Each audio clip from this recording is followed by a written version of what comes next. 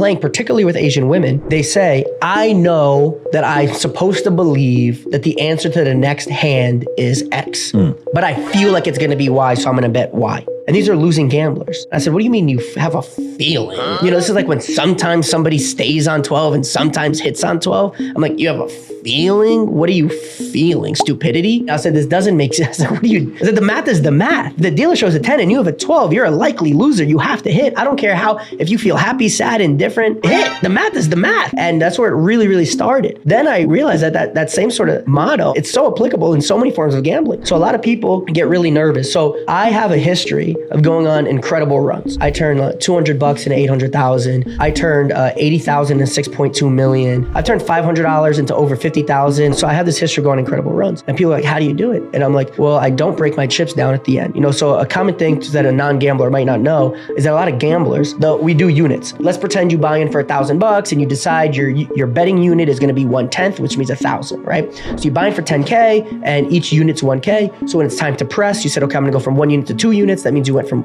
1K your base to 2K is your bet, etc. Well, if you start losing, a lot of gamblers will decrease their unit size. And so you have to consider that in the long haul, you have to win that many more hands because you have to now build back up to your initial unit base, where if you stick at the unit, you don't get scared and then play from your unit base to become profitable.